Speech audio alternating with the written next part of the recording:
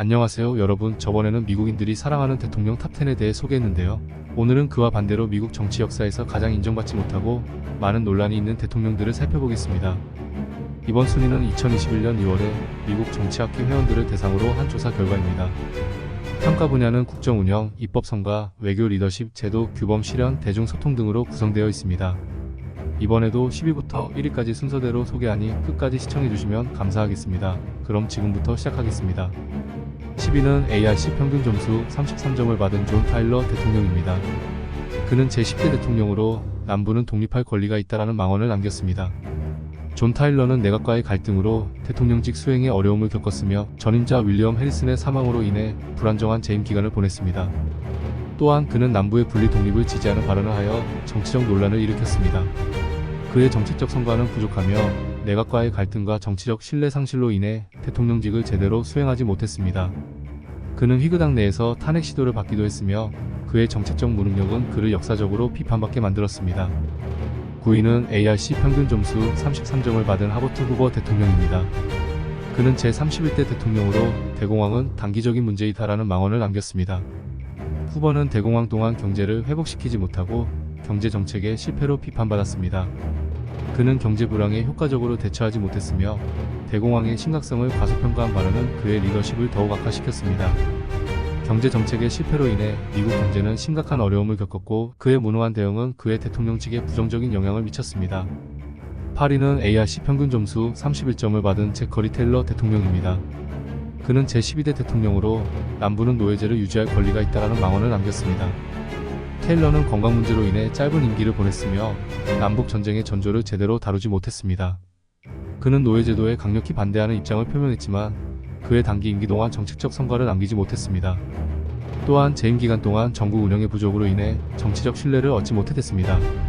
7위는 ARC 평균 점수 28점을 받은 밀러드 필모어 대통령입니다.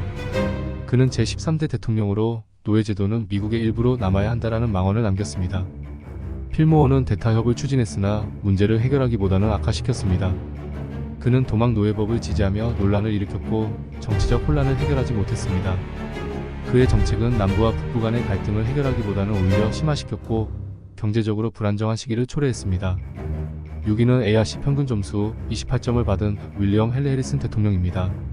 그는 제9대 대통령으로 임기 중 건강 문제로 인해 한 달 만에 사망하며 임기 동안 정책적 성과를 내지 못했습니다.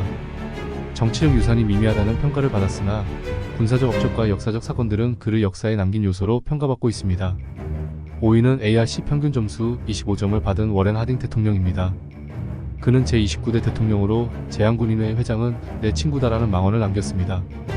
하딩은 티포트돔 스캔들 등 여러 부정부패 사건으로 비판받았으며 무능한 리더십과 역대급 코드 인사로 인해 정치적 신뢰를 잃었습니다. 그의 부정부패와 불륜 논란은 그의 대통령직을 크게 훼손시켰으며 대공황의 일정 부분에 책임이 있다고 평가되었습니다. 4위는 ARC 평균 점수 25점을 받은 앤드류 존슨 대통령입니다.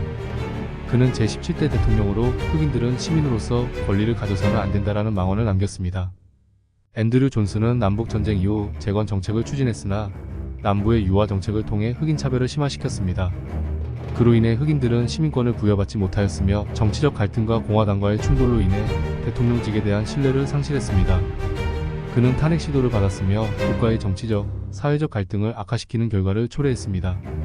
3위는 ARC 평균 점수 23점을 받은 프랭클린 피어스 대통령입니다. 그는 제14대 대통령으로 남부의 요구를 충족시킬 필요가 있다라는 망언을 남겼습니다. 피어스는 남북 갈등을 조정하지 못하고 미주리 타협을 폐기하며 캔자스 마이너스 네브래스카 법안을 통과시켜 남북 갈등을 심화시켰습니다. 이 법안은 논란과 폭력 사태를 유발하였고 그의 우유부단한 정치적 결정은 갈등 해결을 위한 노력보다는 갈등을 조장하는 방향으로 흐르게 했습니다. 2위는 ARC 평균 점수 15점을 받은 제임스 뷰캐넌 대통령입니다. 그는 제15대 대통령으로 연방의 권한은 제한적이다라는 망언을 남겼습니다. 이전 대통령인 프랭클린 피어스의 미주리 타협을 폐기 법안 지지 및 캔자스 마이너스 네브래스카 법안 확대시켰습니다.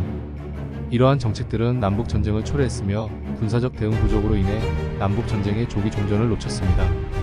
그의 행정부는 심각한 부패 문제를 안고 있었고 그의 무능력한 대응은 국가의 분열을 심화시키는 결과를 초래했습니다. 대망의 1위는 ARC 평균 점수 12점을 받은 도널드 트럼프 대통령입니다. 그는 제45대 대통령으로 핵무기 경쟁력을 키우겠다던 미국 대통령 역사상 가장 많은 망언들을 남겼습니다. 트럼프는 외교 정책에서 전통적인 동맹국들과의 관계를 악화시켰고 무역 전쟁을 일으켰습니다. 그는 세금 개혁을 통해 법인세와 개인소득세를 인하했지만 이는 경제적 불균형을 심화시키는 결과를 가져왔습니다.